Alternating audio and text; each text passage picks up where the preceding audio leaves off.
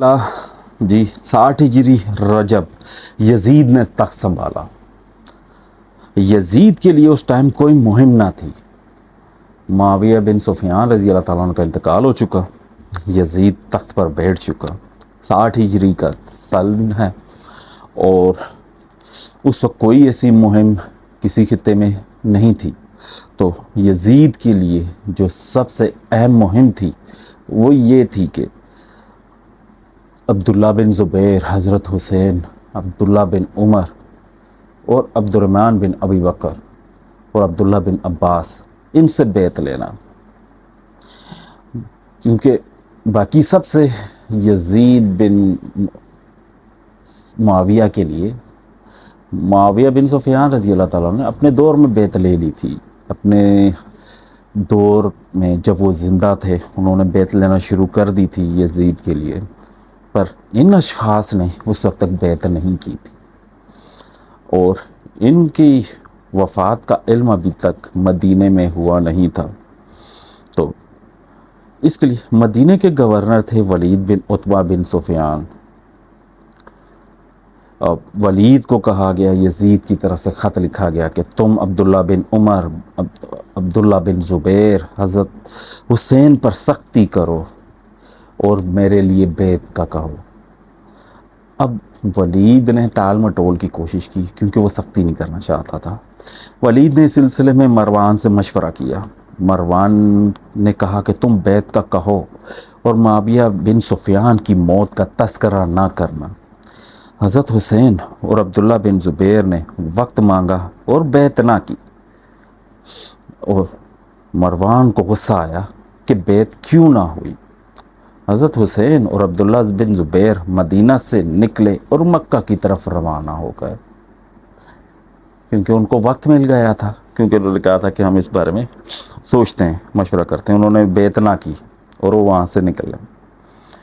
اب مکہ جانے کی وجہ یہ تھی کہ مکہ میں حضرت عبداللہ بن زبیر کا قبیلہ بھی موجود تھا، ان کے اصحاب وہاں موجود تھے، حضرت حسین رضی اللہ تعالیٰ عنہ کے قبیلے کے لوگ بھی وہاں تھے، قریش کے، اور ہم اثر لوگ بھی وہاں موجود تھے، تو وہ محفوظ جگہ تھی ان کے لیے، اس لیے وہ وہاں سے نکل پڑے۔ اب اس بات کا جب پتہ چلا مروان کو تو وہ شدید غصے میں آیا، کیونکہ مروان کی کوشش تھی کہ وہ ان کو قتل کر ڈالے اگر وہ بیعت نہ کریں تو۔ اب اس وجہ سے اس نے ولید کو بھی کہا کہ میں نے تمہیں کہا تھا کہ ان سے زبردستی بیعت لے لو، یہ لوگ بیعت نہیں کرنے والے اور یہ ٹائم گین کر رہے ہیں۔ اب عبداللہ بن زبیر مکہ پہنچ گئے، وہاں انہوں نے ایک لشکر بنا لیا اپنے ساتھ لوگوں کو ملا کر، اور مکے میں انہوں نے اپنا ایک اثر رسوخ قائم کر لیا۔ حضرت حسین بھی مکہ آ چکے تھے ان کے ساتھ۔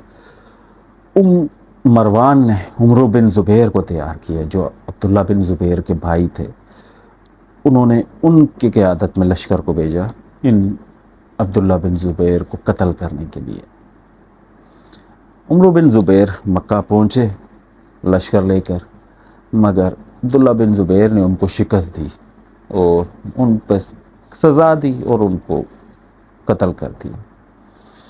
عبداللہ بن زبیر حجاز میں خوب عروج حاصل کر چکے تھے، آپ کی شہرت ہر جگہ پھیل چکی تھی، کیونکہ آپ ایک لشکر بنا چکے تھے اور یزیدی فوج کا مقابلہ کر رہے تھے، لیکن اس کے باوجود آپ کو لوگوں میں وہ مرتبہ حاصل نہ ہوا جو حضرت حسین کو حاصل تھا، بلکہ لوگوں کے میلان حضرت حسین کی طرف ہی تھا، کیونکہ نواسہ رسول تھے۔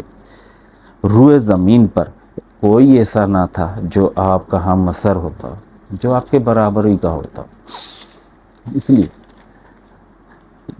ہم آپ کے مساوی ہو، لیکن ساری یزیدی حکومت آپ سے دشمنی رکھتی تھی۔ حضرت حسین سے جتنے بھی لوگ ہیں یزیدی حکومت کے، وہ دشمنی رکھتے تھے۔ حضرت معاویہ کی موت کے بعد اہل عراق کے بکثرت خطوط آنے لگے، جس میں وہ آپ کو عراق آنے کی دعوت دیتے۔ یاد رہے کہ کوفہ حضرت علی اور حضرت حسین کے دور میں دارالخلافہ رہ چکا تھا۔ خطوط میں لکھا تھا کہ باغات سبز ہو گئے، پھل پک چکے ہیں، پیالے چھلک رہے ہیں، آپ اگر چاہیں تو اپنے مسلح اور تیار لشکر کے پاس آ جائیں۔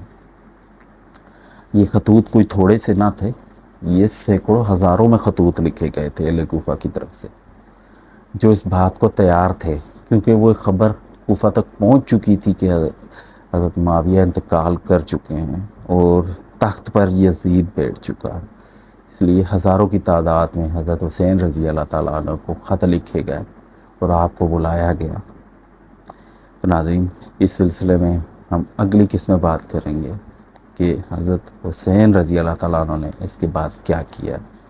ملتے ہیں اگلی قسط میں، خیال رکھیے گا اپنا، فی امان اللہ۔